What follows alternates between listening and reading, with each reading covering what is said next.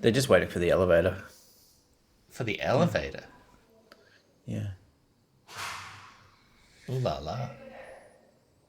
There are a lot of loud people. There's one thing about Malaysians. They love a good yell. They'll just yell anywhere, like in the supermarket. Like they're shopping together and they've lost each other momentarily in the supermarket, they'll be like, "Hey, hey," and just happily just yell across the entire supermarket. Do you admire that though? Like, do you wish that you had the sort of self-confidence and the freedom to be able to just like use full volume?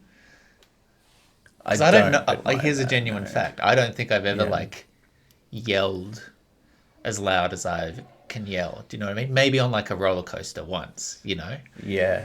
But I feel in some ways, aren't we contained, like as a form of expression by a societal, you know, limitation on volume, on shared space and cohabitation?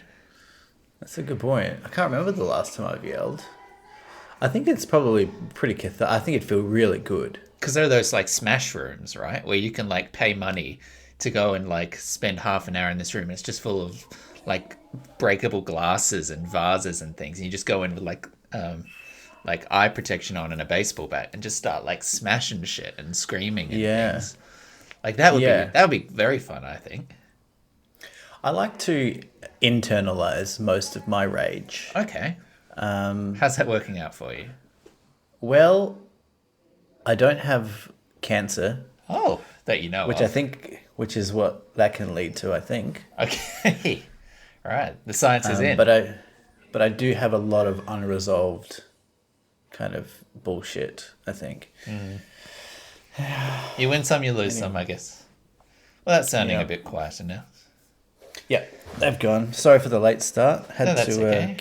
Get rid of Yoko over there, but look, I haven't checked the emails, but I'm pretty sure that there'll be a lot of enthusiasm for last week's appearance by Lauren, so I wouldn't write her out just yet. Is there a Yoko situation where she actually replaces the main band member, and everyone's like, "This is great"?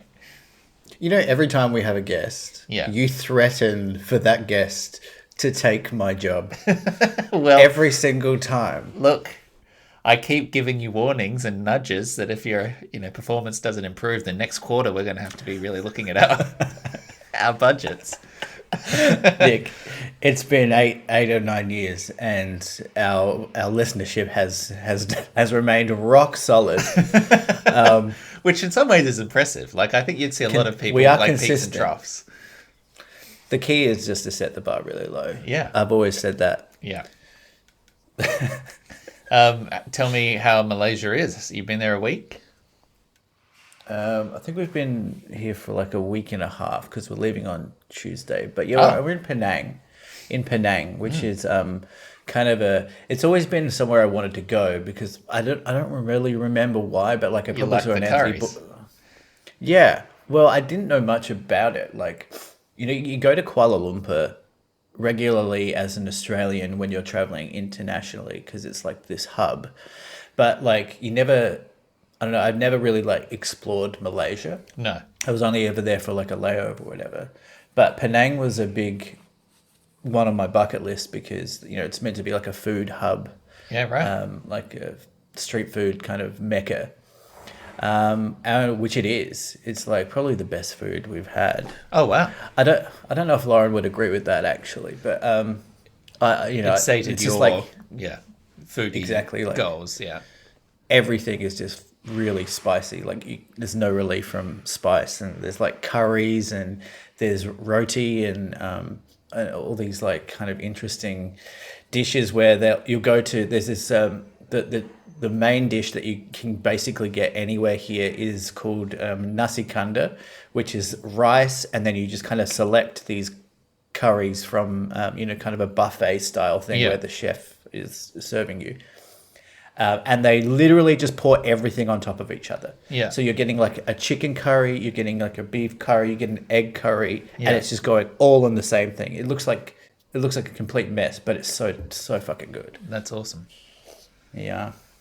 Are you finding that you're eating the same amount? Like, are you still getting like 3 meals a day or whatever? Or are you finding that you can eat one of those and be like, I'm sort of done?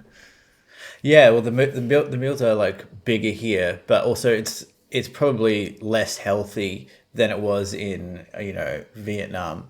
So we're kind of having to reconfigure our eating Yeah. accordingly, because it's like a lot of oil, a lot of carbs, a lot of fat. Yeah. So yeah, have been like trying to eat 2 meals a day, and then we can actually, because we're in this apartment now, we can cook. So I've been cooking a little bit as well, Oh, which has been nice. real nice. But yeah, it's an interesting. Vegemite on toast. Well, raisin toast. Raisin How good toast. is? I've rekindled my love for raisin toast. I fucking love. Rekindled. You had a love. Yeah, It went I had a away. huge. Yeah, because when we were growing up, my mum used to love raisin toast, and My she mum, would. yeah, that was a phase, right? I think everyone's mum loved raisin toast for a while. Well, I totally agree with them, because it's just like you get that the way that my mum would do it, which was in a hurry, and she would spread the butter across the toast, but because the butter was cold, you just get glumps like Yeah. of You'd famously butter. get glumps of butter, yes. Okay, apparently that's not a word. Look, it's very, You know what I meant. I do. It communicates very accurately. And so instead of like an even spread of butter, you get glumps. I'm You doubling get down. glumps. And you'd get this one glump that would just be like so salty and fatty and perfect with And the, it'll be with the starting nice. to melt a little bit. Yeah. And anyway, Is it I possible remember that you just like butter and you I don't actually really like raisin toast? that is very the raisin toast is just a vessel for the butter. For your butter addiction, yeah. But I found raisin toast here. There's actually a Woolworths Oh. type place. It's not strictly a Woolworths. It's called like the Village Grocer, but the layout is all exactly like Woolworths. And then they have this one You mean corner as that you is just found a supermarket? no. Let me finish. I realized that was sounding. They have this one corner where it's just completely Woolworth branding everywhere, Okay. like on the Yeah, yeah. shelves and everything. So it's I It would be an imagine that affiliate, it's yeah. yeah, affiliate. Anyway, they have like really it's great when you're in a place where there's not much like relief from foreign foods. Yeah. Even just to get a snack, you're like, what are all these What do like we what are have? these Yeah. 10 types of biscuits that I've never seen? And then like a lot of the food here as well, like you'll try to get like a cheese biscuit or something, or a cheese roll. And you'll be like, oh, okay, cheese roll, that'd be nice. And then it's just packed with sugar, and it's like a sweet cheese roll. Yeah, right. So it's like you're I constantly mean, this fighting is against that. now that you say this seems like heaven for you because we've previously established your supermarket bona fides. You love a wander. You love bringing home a new product from the supermarket. I mean, gosh, you must have walked into an almost Woolworths over here and just about came from all the exciting new products everywhere. You must be living it up. Yeah, I got a big supermarket bona fide. It is, yeah. So it was nice to find like a Woolworths type thing where they have like stuff that you recognize. And so I've been cooking a little bit of, a little bit of pasta. Yeah. Even just dishes that you would cook at home are kind of tough to replicate because all the ingredients are slightly different. Like Yeah. they have, trying to get parsley is a whole mission because they call it something else here, and Yeah. trying to get like kind of like mince meat for the bolognese if you're cooking that is like it doesn't taste quite the same. Yeah. But it's something. Yeah, part of the adventure. Yeah. Over here, for a while, there was Woolworths and then there was Countdown. And then at a certain point, Woolworths merged with Countdown and they decided that everything was going to be Countdown. So they rebranded all the Woolworths and made them Countdowns everywhere, including in places where you used to have a Woolworths and like a Countdown sort of in the same complex or right opposite each other. And they would shut one down and make the other one, the Countdown and that kind of thing. And then they just announced like a month ago that actually, no, they've changed their mind. And now every store is going to become a Woolworths. So they're What? rebranding all of the Countdowns back to the Woolworths again. How could that possibly exist. Why? Yeah. Who is doing this? I don't know. I think they want some sort of unified brand across Australia, New Zealand, or something, so that when they are making these products, which say like the W logo, like the home brand or whatever, they can just ship them and it makes sense everywhere. But Well, Woolworths bizarre. was Safeway in Victoria. Like Yeah. they've gone through a lot of. They're having an identity crisis. They don't know really who they are. Well, it's I because they think, keep Woolworths. buying like separate companies, right? Like this is a monopolization kind of thing, or a duopoly problem, where these things that used to be competitors are now, a conglomerate. Yeah. Well, they're kind of all owned by the same people. Like, apparently Kmart and Target are merging into one now, which makes sense. Kaget. Tarmart. Yeah. Nah, Kaget. Kaget. Because it sounds like Kegel a little bit. Not in the way that you pronounced it. Kegel. But then, like, when I was reading up about this merger, I just found that like Kmart and Target are ultimately owned by the same company anyway. I'm like, well, what are we doing? Like, you're essentially the same store brand. Like, who's? Nah. Oh, Who's, yeah, I mean- who's going to Target out of loyalty over Kmart? Yeah, I don't know. There's a shocking number of like top level super conglomerate stuff. Like just about everything in the like the beauty and hygiene aisle, it's all just like one company. Like all your Johnson and Johnsons and your soaps and Doves and all, like they're all just like one brand. It's just one company with different offshoots. And same with like the drinks aisle. It's all just one thing. Like it's pretty depressing, really. It is very depressing, but it's also very convenient. Yeah. Yeah. Well, that's fun. Welcome to Deep Thought, everybody. Thank you so much for joining us again with your precious time and your precious ears and your precious brains. This is a podcast in which we touch on things that matter to the world and things that matter to us, and where that line divides is up to you. Sitting through the internet with me, my friend in Malaysia. Hey, Michael. Yeah, baby. Hi, Nick. How you doing? How's it going? Did you get a haircut? No, I just had a shower. Okay, it looks great. It looks fresh. It looks funky. It looks fruity. It looks fun. Fruity and fun is what I'm going for. Yeah. You're also looking fruity and fun, Oh, thank you. That's very nice. but in a gay way. Is that Unnecessary. rude? Yeah, sorry.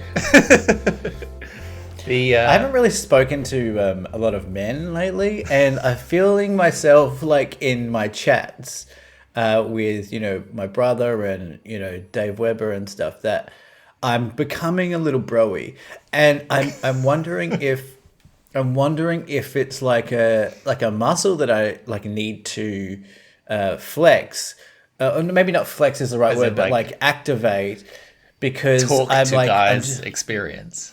because I'm just hanging out with one very lovely woman, but it's a lot of I'm thinking maybe I need a little bit of like maybe I need some men, you know what I mean? Oh, I know what you mean. Yeah, baby. Yeah, man. Yeah, bro. Yeah, I get that. Well, I mean, I think you've got opportunities here. You could hit the club. You can hit the gym. Make some guy friends and reconnect, rekindle this lost art of communication, because it might not be working for you at the moment. Oh, what do you mean? The bro talk. Yeah, I think it's like I'm finding myself like leaning into a little bit of like, just like casual misogyny, as a joke. No, I'm joking. That was a joke. That's okay? come off Lauren though, because she was always such a misogynist. Famously very sexist towards women. Yeah. No, it's just kind of like broy kind of locker roomy kind of vulgar chat. But do you think that there is a difference in terms of digital communications? Like when you're only doing it over Messenger, it's a lot harder to sort of be sincere. So then you sort of just like end up skewing into like weird parody and like shorthand and stuff, right? Yes, I think that's right. And thanks for giving me an out there. It's also the types of people that I'm kind of communicating with, like very casually on a daily basis. Yeah. Of which there are maybe like 4 people, and most of them are men. Yeah. And it's a lot of like, yeah, we're like into the same comedy and stuff. It's just quick. It's just kind of quicker, and because it's the talk is cheap on like Messenger. Yeah. So it's just like, oh, you just throw away kind of bullshit comments. But then if I actually, sometimes I think if this was read aloud in a court, I would look like an absolute dick. Yeah. Yeah. Yeah. But that's all in jokes, right? Like that's true even if you guess are so. like in the same country or in the same city. Like Yeah. the shit that you can pull out of my like Messenger history. It's ridiculous. And I would love to. And we'll make that a And that's segment for coming next up week. later in the show.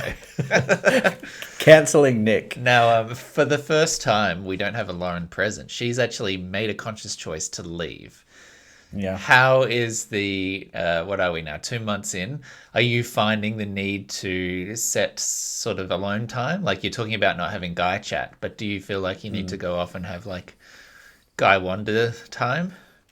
Yeah, we definitely do that. Do.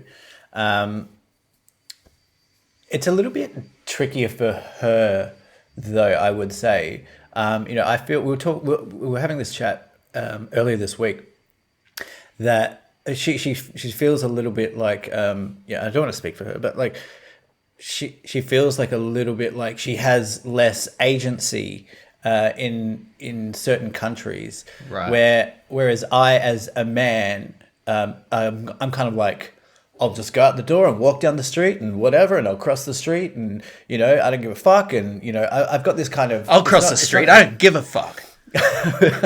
but like I have this like confidence that everything Yeah. will be okay. Yeah. And that's essentially that's my default position when I'm in a foreign country. Yeah. But hers is more, and understandably so. It's more, there are things that could go wrong for me here. So Yeah. it's kind of on the back foot, and I think that makes her maybe a little bit more hesitant to go out and explore by herself. Yeah. That's totally fair.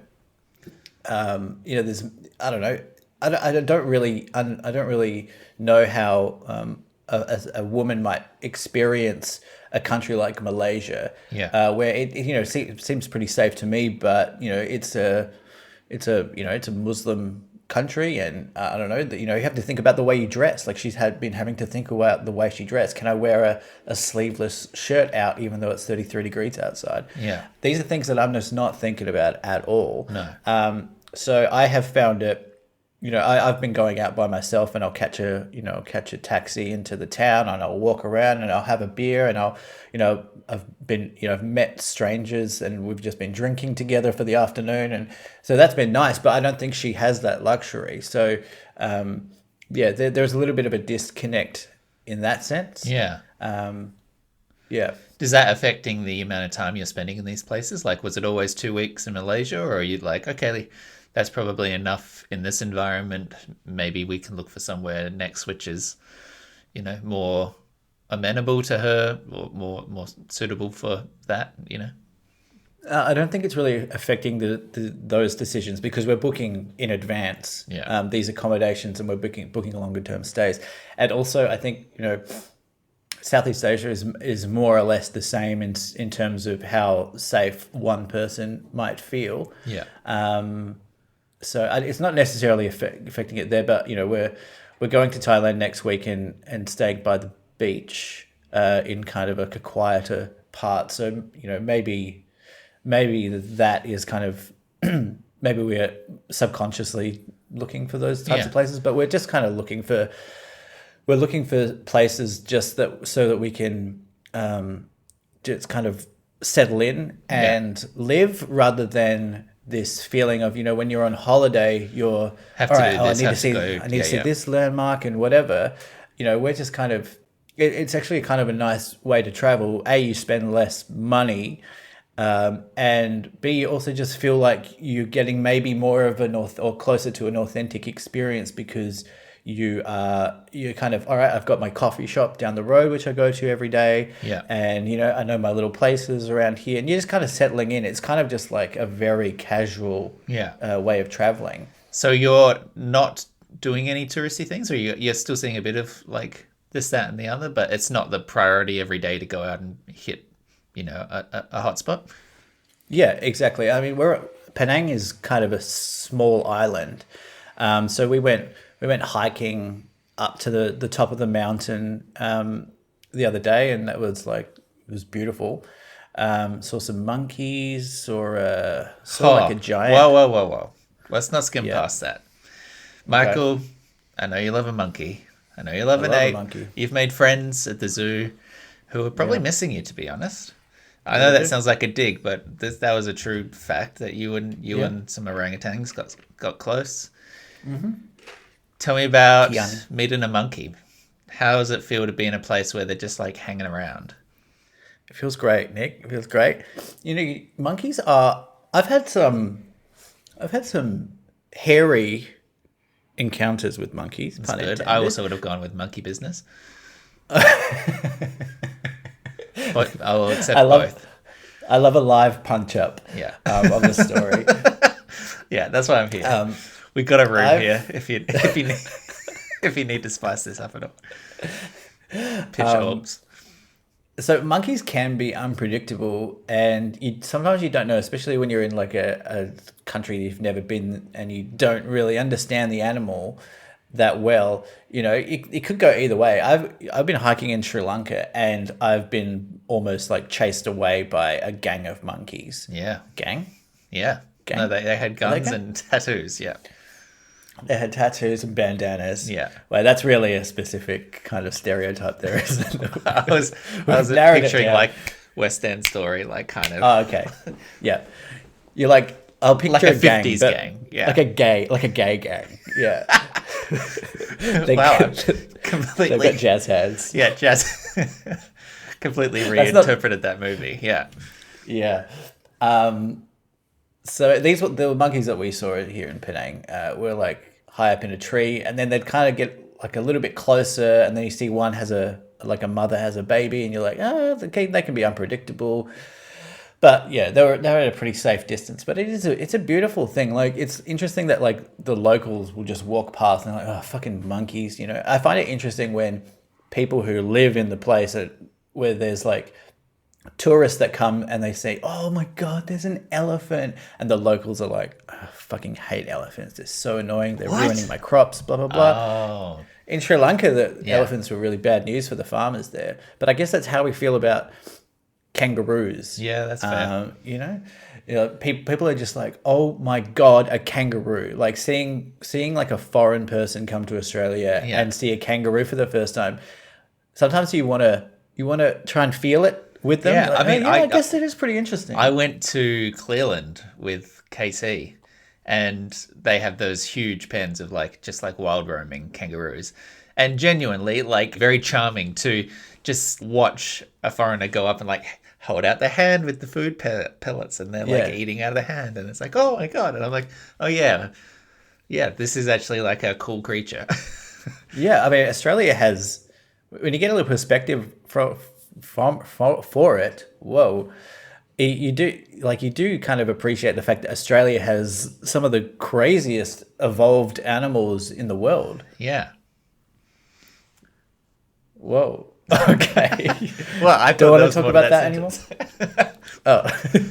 I was It's agreeing like, with yeah. you, and then you were surprised.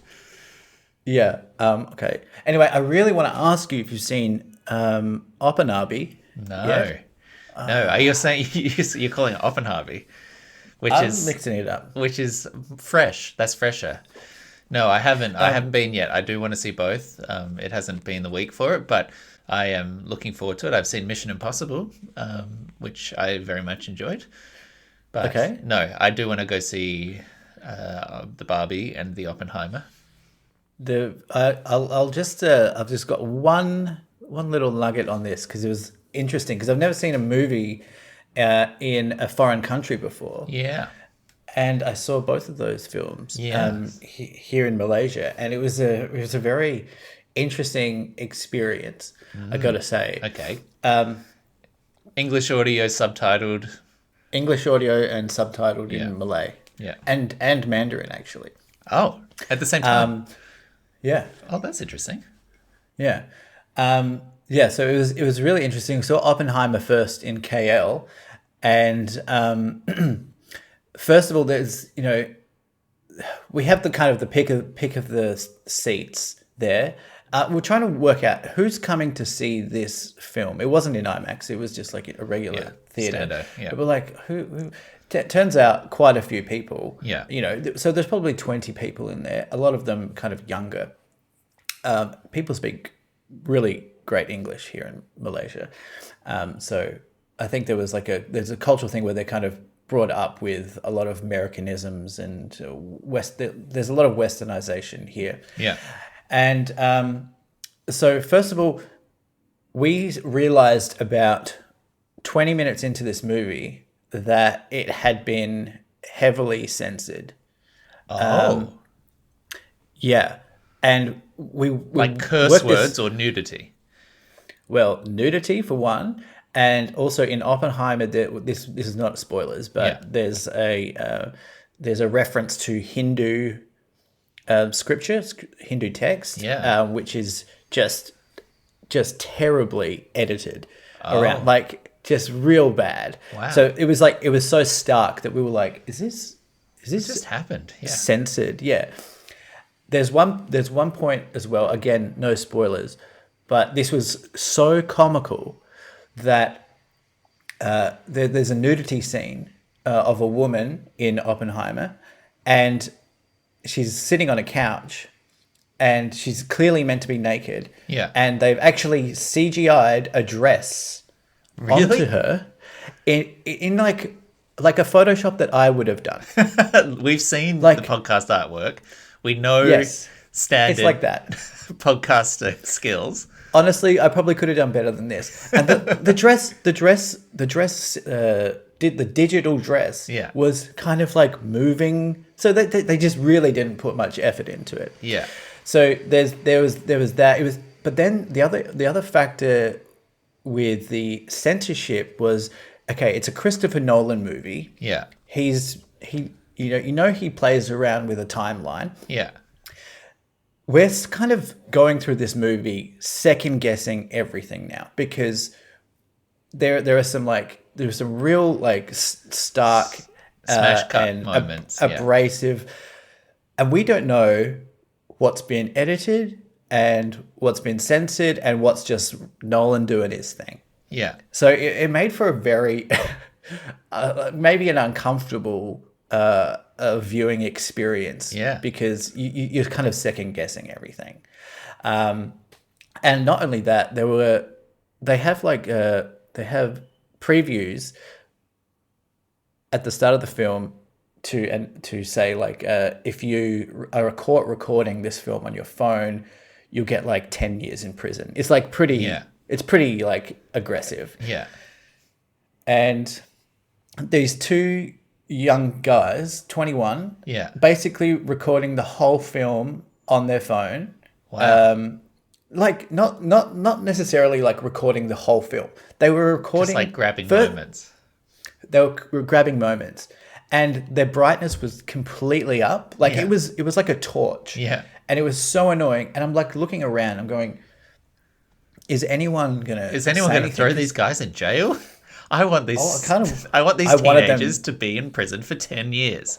I wanted them to go to jail. Like I kid you not, I thought about dobbing them in, and I went through three options. I thought, I'm going to go outside here and tell the staff that, I was like, is that the fairest way?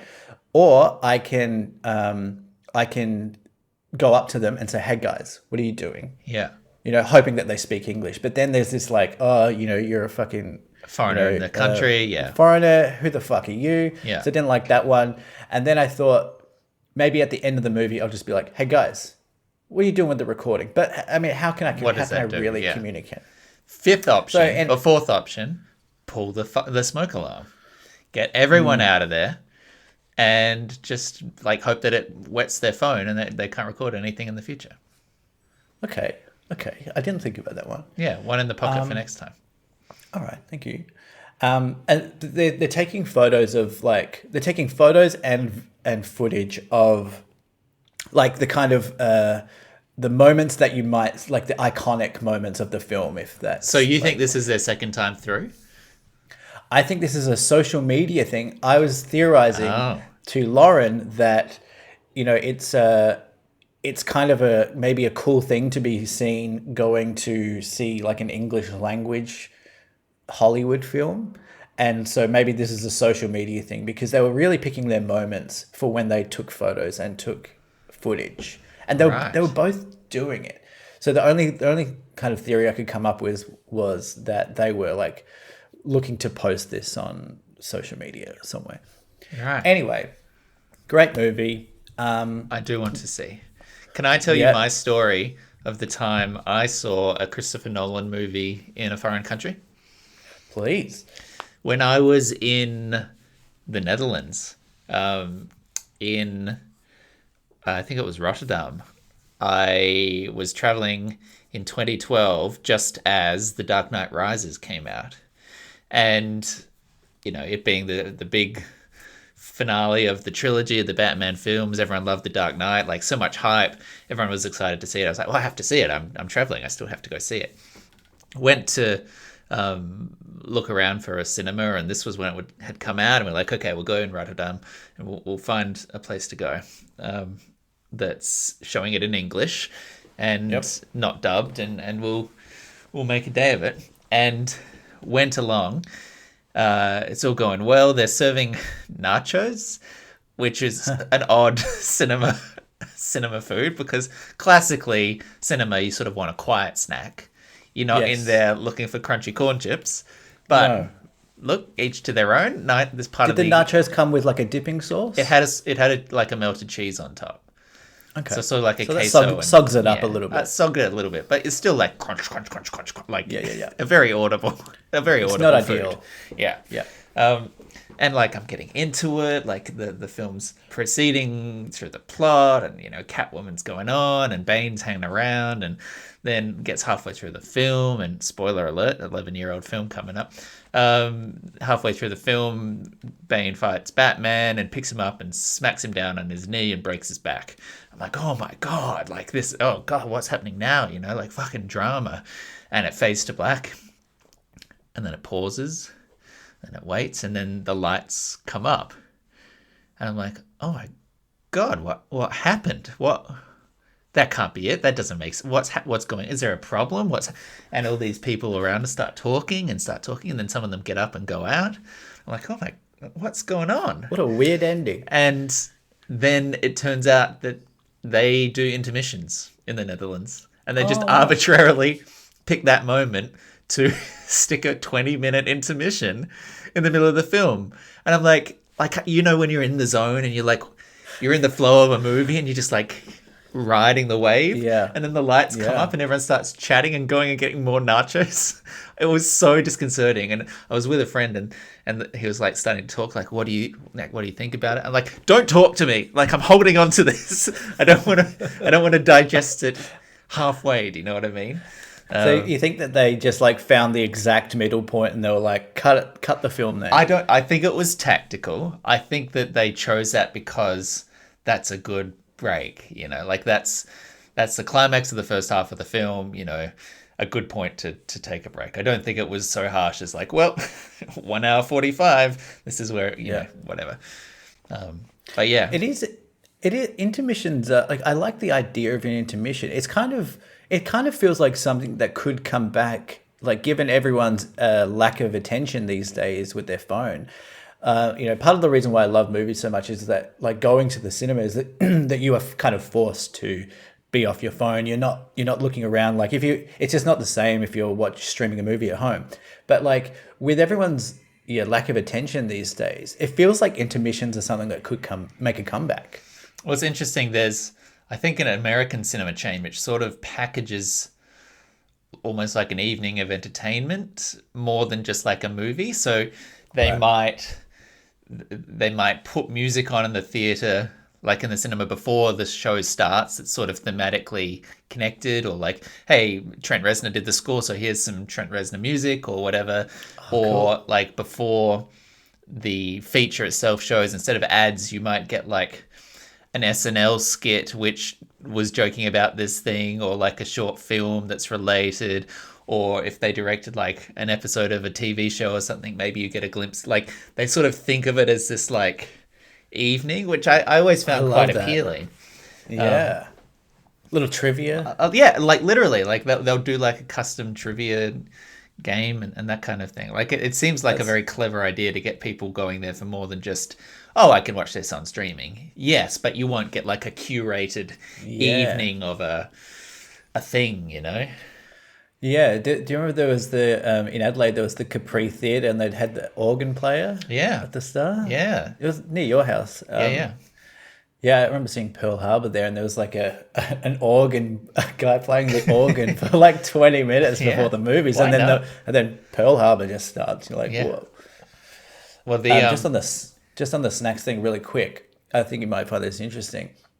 Going to the movies in Malaysia is really cheap. Like we're talking like $5 for a movie ticket, and $5, maybe $4 for like a large popcorn and Coke. Yeah, wow. So it's actually really, fun, good way to kind of kill an afternoon. But we ordered. So the first time we went saw Oppenheimer. Ordered a regular popcorn and Coke, and the popcorn is Sweet. sickly sweet. Yeah. So we go to Barbie. We're like, oh, we must have accidentally ordered the caramel popcorn. We go to Barbie. Or a popcorn. We're like, just a regular butter popcorn. And they're like, oh, we don't have that. Yeah. They have caramel popcorn and they have extra caramel. Yeah. It's called Royale. It's called the Royale combo. Yeah, right. And we got the Royale combo. And when you're expecting sweet, it makes it it's a lot better. Yeah. There is, speaking of like the idea of a distractions, just one like further brief tangent. There's a PSA ad that plays in the cinemas here, which is a whole bunch of like phones going off and text alerts and this kind of thing. Yeah. And it's about Phone telling the cinema goers turn off your phone, but it's actually all set in a car, and it's a safe driving PSA that says sometimes all you want is a bit of peace and quiet. Let driving distract you from your phone, which I thought was a great line. Like, put your phone down when you're driving. Don't feel the need to like text and drive or fiddle around and cause accidents. Use this as the moment to put aside your notifications and just have a break. And I always thought that was quite a clever reframing, like PSA kind of tagline. Let driving distract you from your phone. Oh, okay. Yeah, that's a little flip of the script there. Yeah. I love it. I thought it was good. Love it. Anyway. So what are we talking about this week, Nick? Well, should we do a little bit of a science news? Yeah, man. Play the jingle. Okay. It's that time. Time for science news.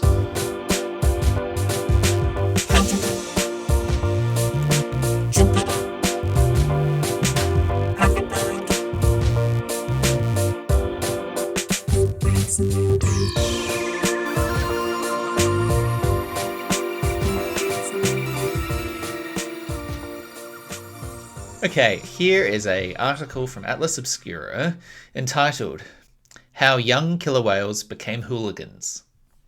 Subtitle, what do you call it? The subhead. Yes, orcas have viral cultural trends too. They come when a boat is quiet, the posse of adolescent orca whales looking to rumble. Finding the propeller still, they crash into it like semi-trucks, each animal a monochromatic 5-ton torpedo on a mission of destruction. Although killer whales are often observed interacting with boats, sea life, and ocean detritus, there's no clear explanation why gangs of young males suddenly began ramming boats around Portugal, Spain, and France this summer. Since July, they've sunk or damaged at least 3. Researchers believe the behavior may be a temporary cultural fad, the cetacean equivalent of the ice bucket challenge or rickrolling, and it's not the first killer whale trend to go viral. Orcas, like other whale and dolphin species, have culture. Behaviors that are socially shared and learned within a population. Some are transmitted from older generations to younger ones, others are shared horizontally between members of the same age group. Most often, when a new behavior ripples through a community, it has a clear purpose. It's a new route to a fishing ground or a way to opportunistically exploit human activity. But temporary cultural fads often have no obvious utility. When the behavior's novelty is gone, the fad dies out as quickly as it appears. They're curious animals, and I think they're just engaging with their environment, says a science and research director at the non-profit Wild Orca. Scientists hypothesize the orcas that are battering the European boat riders aren't doing it out of malice. Instead, they probably just like the feel of water rushing through a propeller. When the rudder is not moving, they slam into it out of frustration. Anyway, I won't read the full article, but it's posted there in the chapter notes if you're listening to a podcast flavor. There is one other... There's one other highlight here, which I just want to bring before we talk about viral meme behavior in animals, which is that in 1987, a female orca in Puget Sound in the Pacific Northwest was spotted wearing a dead salmon draped over her nose. The fad didn't just spread within the Trendsetters pod, her maternal family group. Over the next 6 weeks, individuals within all 3 pods in the area, the southern residents, were observed sporting veils of decaying salmon. Wow. On their noses. And then just as suddenly as it began, the fish went out of fashion. And more than 30 years later, researchers still aren't sure why it caught on in the first place. Wow. So that's an actual fashion. Yeah, it's a fad. It's like a literal, it's like a meme. It's a trend, but within the species that has no functional purpose. It's just one cool orca rocked up one day with a dead fish on her nose. And everyone's like, oh my God, is that the thing? That's cool. That's cool. Where did you get that fish? Well, we were all wearing kind of crazy outfits in the 80s. In the 80s, it was wild. They had shoulder pads. We look back on that. We think, Yeah. Salmon on the nose thing. What were we thinking? I mean, salmon was also the colour trend back in the 80s here for us as well. So it's all coming full circle. I love that.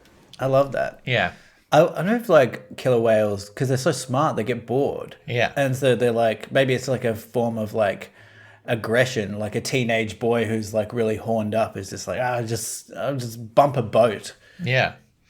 I this is a little bit apocryphal and I don't have the story at hand, but I feel like there is a record of cooperation between orcapods and humans where on a certain island, maybe it was here in New Zealand or in the Pacific, there was a pod that would push shoals of fish and dolphins towards the shore, like chase them in up against the beach. And then the native people, let's say this may not be correct, but let's say it was the Maori people, they would then throw spears and hit the fish and dolphins that were at the shore, and then the orcas would feed off it and they would get their bits out of it as well, and they would work together to basically harvest these fish. And then one time white settlers came in and didn't understand this collaboration effectively between the orcas and the native people and fired a gun and killed an orca. And from that point on, for 100 years since, the orcas have never been seen in that bay again. Wow. Because that information was passed down. And it's don't go there anymore because they killed great-great-great-grandma or whatever. Wow. I wonder just how that's communicated. Yeah, isn't that fascinating? Amongst them, it's just there's all this communication between animals that, they obviously don't have words. I mean, I guess killer whales and dolphins have kind of a sophisticated communication system, but there's all these things, what's the word, Nick, where it's things that are passed down through the genes that are not necessarily genetic. Memes? Or you mean sort of genetic something. I can't remember. There's a word for it. Yeah, we have talked about it. But it's in your fear of a certain animal maybe would be passed down through your genes even though you've maybe never encountered it. A fear of snakes is maybe an example of that, where we as primates have an inherent fear of snakes. We talked about this in terms of the Jewish populations, right? The inherited genetic trauma. We talked about that in a previous pod, where there were genetic markers for the descendants of Jewish families that had survived the Holocaust. You could actually see like a change in that. Yeah, I can't remember what they specifically were measuring. The genome, I guess. Yeah. Yeah, so it's interesting that the whales can actually like pass this down through generations.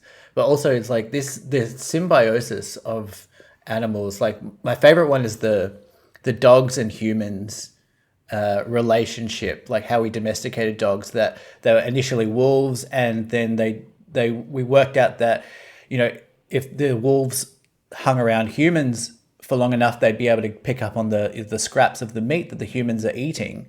But then the humans would also get protection from the wolves. So there was this kind of beautiful symbiosis where we're like, oh, we can get something from each other here. Yeah. It's a beautiful thing. I nature. have found the accurate story that I was referring to here. If you would like me to go into a bit more detail.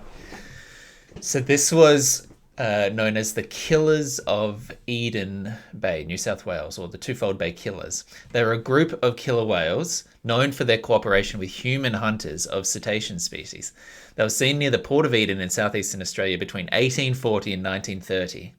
A pod of killer whales, which included among the members a distinctive male called Old Tom, would assist whalers in hunting baleen whales.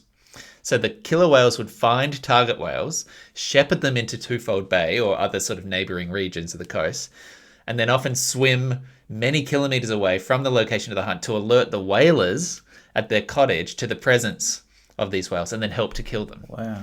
So Wow. the local indigenous people, the Yuin tribe, forgive my mispronunciation, believed the killer whales to be their totem animal and reincarnations of their ancestors. One of the elders heard stories of his grandfather riding on the backs of killer whales. Old Tom's role, the male of the pack, was commonly to alert the human whalers to the presence of the baleen whale in the bay by breaching or tail slapping at the mouth of the river. This role endeared him to the whalers and led to the idea that he was the leader of the pack, but that may or may not be true.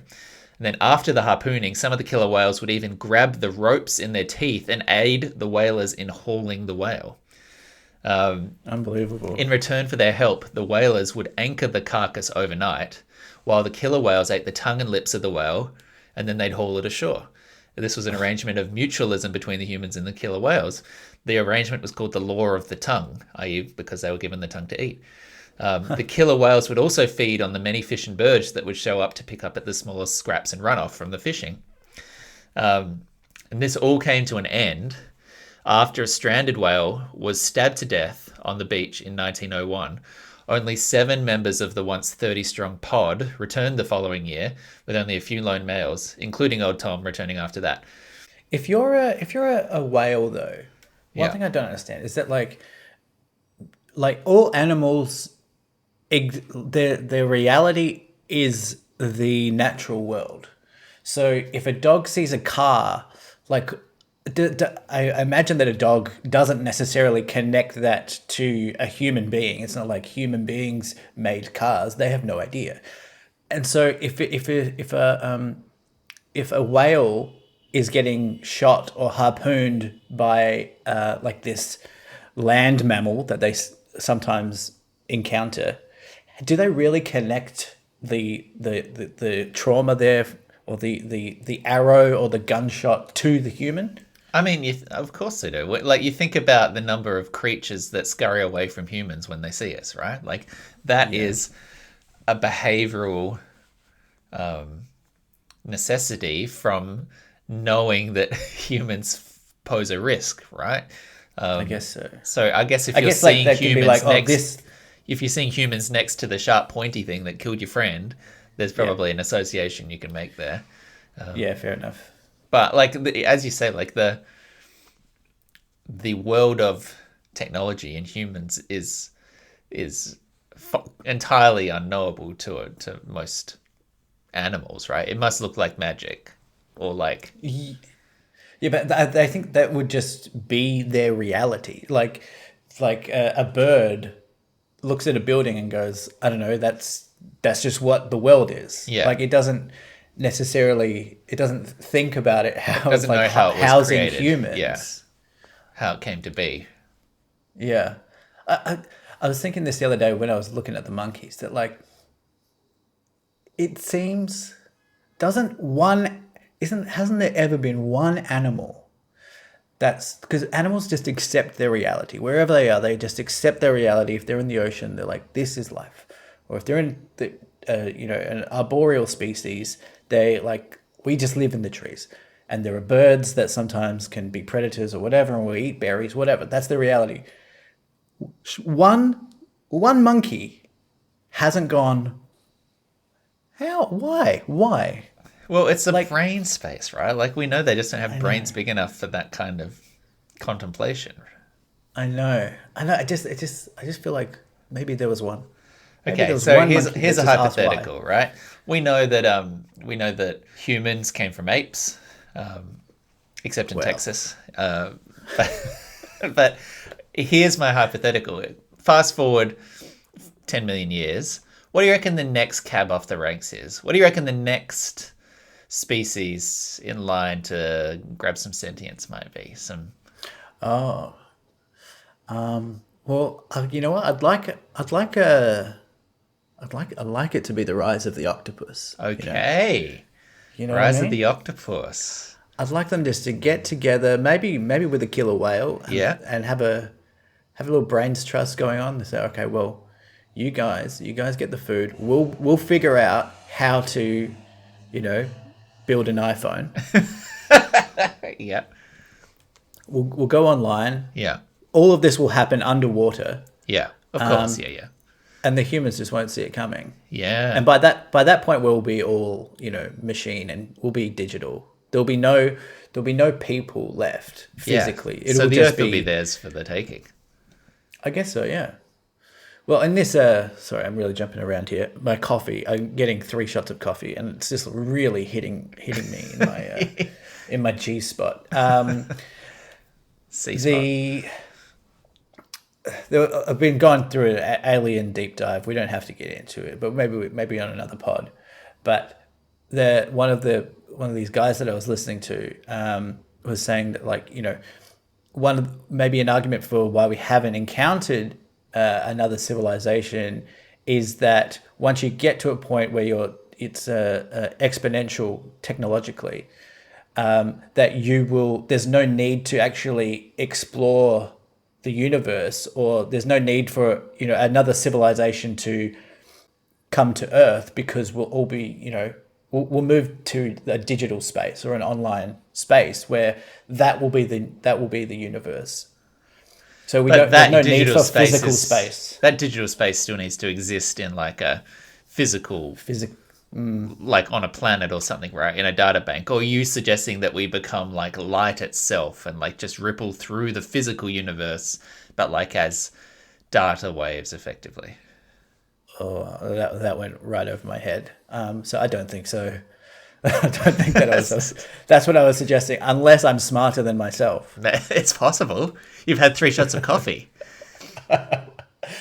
Yeah, I guess, yeah. If it's going to be a digital existence, you still need like a server, I guess. Yeah, you have to still be residing somewhere. I'm actually reading a book at the moment, which I'm sort of, neither here nor there on currently, but it's about that very idea. Like people at the threshold of going from like a very immersive VR into an uploading kind of thing, where it's like the premise of the protagonist is in a relationship with a partner who's disabled or dying of kidney disease and decides to upload himself, and she doesn't want to, and then she can still log on to like the cyberspace and see the scanned brain image of the boyfriend that was, but it's not really him, but it is him, and that's where humanity's going, and yet the world's becoming empty around her. It's an interesting premise. I'm not quite sure if it's an interesting book, but it's something fascinating philosophically. Yeah, I guess that's where it's all going to go. Like we'll have this. It has to go there. Like if we don't kill ourselves, it has to be that we will be digital beings at some point. But do you think that necessitates a removal of the desire to see the rest of the universe? Like, I understand practically that there is an infinite digital space that you could exist in or live in or find satisfaction or, utopia in. But does that remove the curiosity about what else is out there? Well, I guess what comes before that is, there is an exploration of the universe, but possibly you start to realize these patterns, and you start to maybe realize that, okay, the universe is proliferated with Earth-like habitable planets with creatures, blah, blah, blah. So the equation's just there, and then it's like, okay, well, now we know that is out there. Yeah. There is literally no point. There's like, it's an endless amount of exploring we can do. So, we know what's going on. Sure. And that's about enough. I mean, there's also, I suppose, nothing stopping you being like a digital being, put the data, put the hard drive on a ship and fly the ship off into the, depths of the next galaxy for 1 million years. Because what's 1 million years if you're a digital being? It doesn't matter, right? Yeah. So you could still get there physically. Yeah. Still go exploring. Yeah. Do you read much these days? Books? While traveling, no. I've taken one book away with me, and I've already read it. Okay. Before. I haven't. I really want to. I would throw Three Body Problem out there for you. Three Body Problem is going to be the next big series on Netflix by the guys that did Game of Thrones. I don't know if that's an endorsement or an actual reason to be worried, but it's a Chinese author. It's about sort of space and it's is it fiction? Cixin Liu? Non-fiction? Yeah, fictional. Yeah. Cool. All right. Cixinliu. First book is quite sort of terrestrial, but the second book in particular touches on a lot of that stuff that I think would really tickle your C-spot. All right. Did you get into? Did you watch that latest Black Mirror season? Yeah, I did. Did you get into that? I did. I admired it probably more than I enjoyed the individual episodes, and Sure. by admired, what I liked was that there is a clear effort, I think, to push the boundaries of what Black Mirror means, quote unquote, because like those early seasons, it was like, what if social media was bad? And these days it feels like they're going, okay, well, let's see, maybe it's a fucking spoilers, maybe it's a fucking werewolf episode, or maybe it's a fucking, horror show, like a documentary thing. And I admired that they were like, let's see what form this can take, and whether or not it works or doesn't work is kind of part of the fun of Black Mirror. Yeah, I guess that Black Mirror for me, who doesn't write TV, is just like an interesting concept that somewhere deep down you've thought about it yourself but haven't articulated it, and then seeing it kind of elaborated on and explored, like that first episode with the Joan is writing awful. of the TV show. Yeah, wonderful. Great premise. Wonderful. Great premise. Loved Great it. premise and well executed. Yeah. Well executed, and how timely was that? Prescient how as did fuck, they? yeah. It's almost eerie. Yeah. But I don't know if the other episodes really did it for me. The second one I liked as like a farmhouse doco thing, but it didn't feel super Black Mirror-y to me. The third one with the space one I thought was a good idea, but probably a bit long. Yeah. Fourth one was trash. I think swing and a miss. Like have a crack, well done, like go for it. But I didn't need that.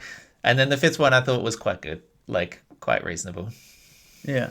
So yeah, I mean that sort of feels par for the course. Like I'd still happily watch the next season of Black Mirror. I think those are decent odds still. Yeah, good show. And it's British. Yeah, it's all Charlie Brooker. Yeah. Charlie Brooks. Yeah. I also like that they play with this sort of weird conjoined universe thing. Like there's always like just little nods to other Black Mirror episodes across the season, and you get like recurring names or recurring places or characters or corporations and things. I like that they did that explicitly in the Black Mirror History Museum kind of episode, but yeah, I like that there's a bit of like a conjoined universe of it all. You're like an Easter egg. Yeah, I like an Easter egg. I love Easter eggs. Yeah. Did you ever dye Easter eggs, or did you only ever just have chocolate? No, well, we used to paint Easter eggs. Yeah. Because it's a Ukrainian kind Yeah. of tradition. And it hasn't continued. Oh no, I mean, God no. Yeah. But I do think Who can afford eggs these days?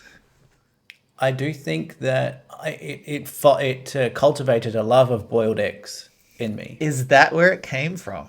I think it might. Because it was always like quite a fun time. We'd paint it in we'd dye the eggs with my grandma, and we'd paint them in a traditional Ukrainian patterns and stuff, and then we'd fucking smash them open and then eat Suck them the with innards. salt and Yeah. anchovies and shit. And I don't know what kind of food that is. Yeah. It's peasant food really. But I love it. I love a boiled egg now. Yeah. If you've enjoyed this boiled egg content, then thank you for joining in. And I hope that you go back and listen to some previous episodes in which we also talk about boiled eggs. Like, I think there's one literally called Egg Walkers, in which we talk about the egg walkers among us carrying eggs in their pockets. So if that sounds appealing, please go check it out. Or otherwise, view us in other places like Facebook, like Instagram. Jump on Spotify, give us the old 5-star rates. Send an email to deepthought@gmail.com and keep in touch with us. Flick a message through, a comment through, and we'd be happy to read it. We do have themes on this pod, like just little things that just keep coming back. Motifs. I call them. Motif. Yeah, the Yeah. egg motif. Eggs. There's what is there? Ants. Eggs, ants. I There's, mean, you didn't pick up bees. my ant reference last time. No, I felt like a damn fool, Nick. I felt like a damn fool. Look, this is why we layer so many depths into our podcast so that it survives a repeat listen. I think that's fine. A lot of depth to this podcast. A lot. It's almost it's in the name. It's almost deep. Okay, well, we've established that you've had 3 cups of coffee, Michael, and it's probably time for a nap. So I'm thinking that we should probably jump into some blanket fort. I'm following. I just really hope Lauren doesn't come home and it just ruin the whole moment. But yeah, We hear screaming in the lobby next door as the elevator comes back up. leave it in. Leave it in.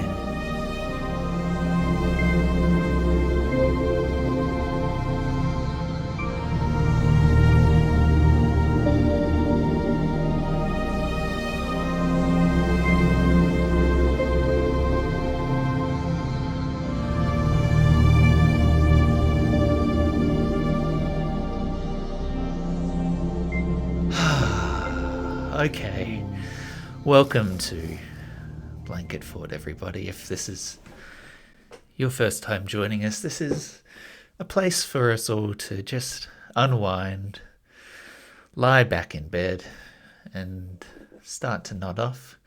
We know that many of you out there like to listen to us at night as you fall asleep, and we're here to support that choice with a friendly, meditative sleep story. So, buckle up, strap in, grab your knee pillow, and let us take you on a journey.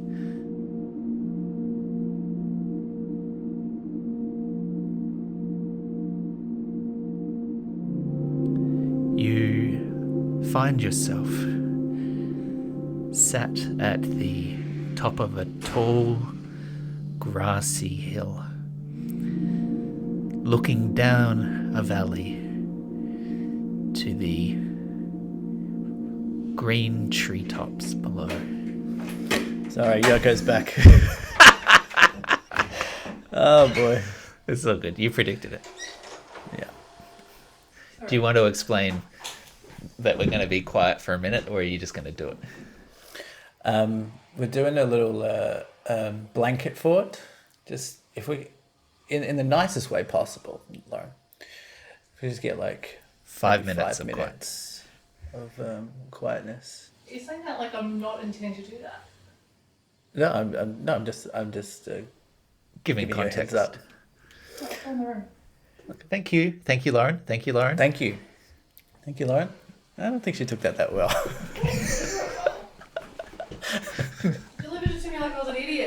I mansplained. He did mansplain again. Okay, getting back in to trying not to think about that fight Confrontation we'll have later. You sat at the top of a grassy knoll, looking down at the at the parade of cars in front of you. I sat at the top. A famous president. A second shooter enters the room. God, we are wildly derailed here.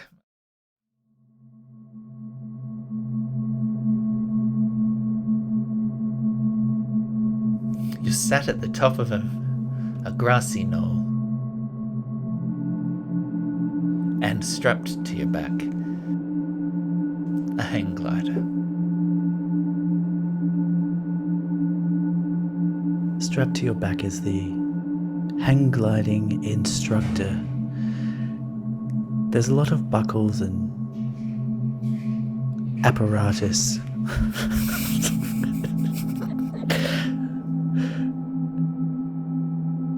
You take 3 steps back, bolting towards the cliff face, and you're off. As you start to run down the slope, the wind catches the wings, and with a whoosh, you realize you are no longer touching the ground. And together, you float through the azure sky above the shimmering treetops.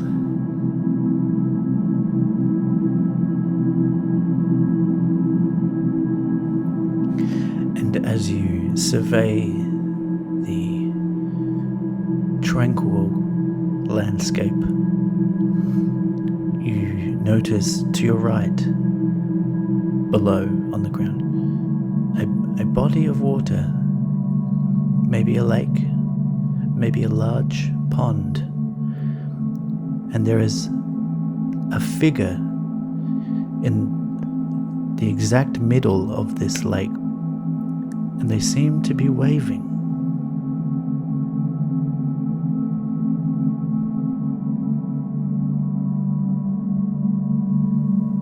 You extend your left hand and wave back. Hi, you mouth, even though you know at this altitude, your mouth will not be visible. You lean to the right and feel the frame above you also shift as you drift in the beginnings of a wide circle above the valley.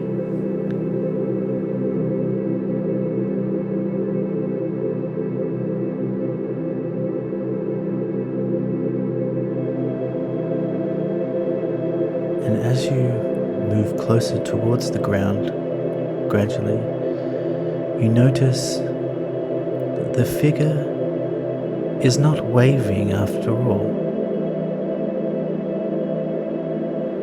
They're yelling, "Help! Help!"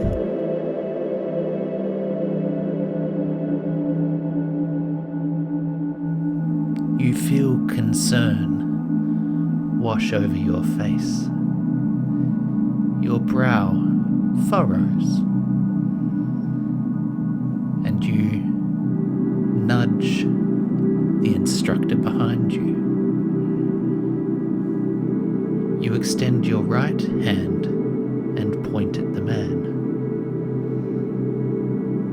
woman. or woman, the instructor doesn't seem to hear you.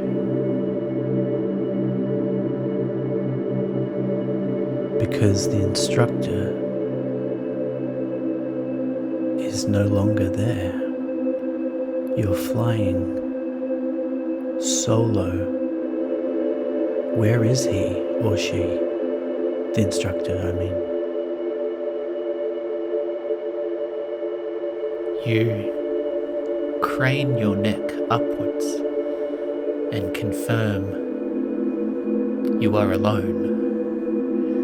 And as you glance down at the lake, you realize that he is wearing the same sleeping bag you were. Your instructor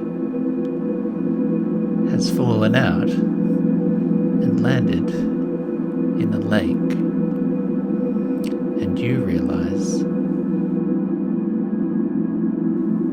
you don't know how to fly.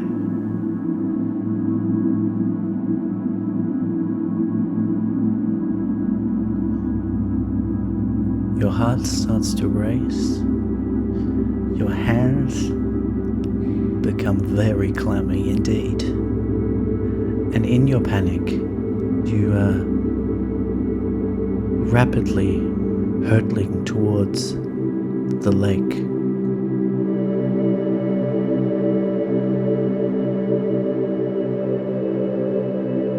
You feel around inside the sleeping bag that is holding you to the hang glider frame, looking for a ripcord.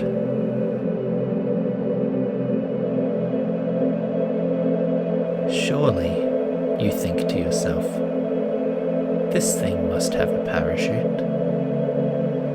But you realize quickly that a hang glider is the parachute. It's the parachute. So, fuck, that's kind of a problem. Big problem. As you continue to dive, you lean left and right, hoping to stabilize the spin. But all that does is make it worse.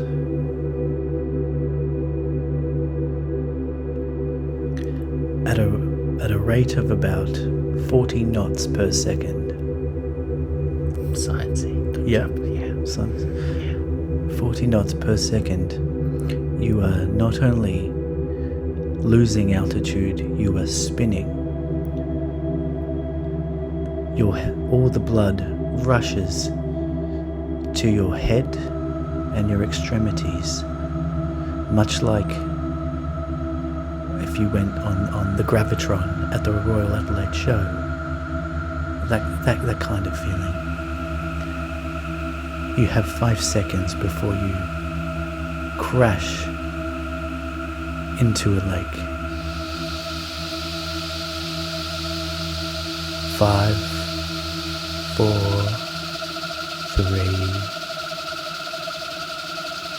At 2, you remember the training that the instructor had half-heartedly whispered as you signed the legal waiver. You gather yourself and stabilize the spin, pulling up and leveling out at the last second. Your toes skimming across the pond.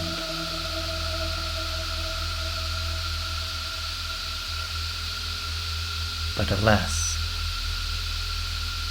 you were aimed directly at a large cedar,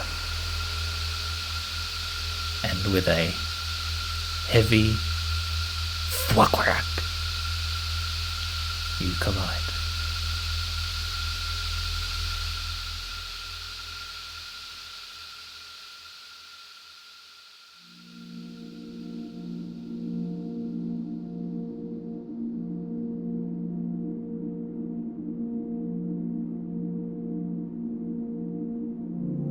You wake up surrounded by people you love in a brightly lit room.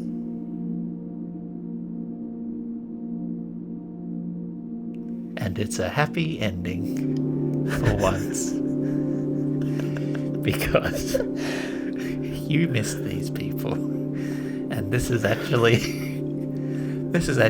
quite a nice way out. Because also also you had a terminal disease. So in a way, this was how you wanted to go. So Yeah. just a quick hang gliding accident. Yeah. Before chemo.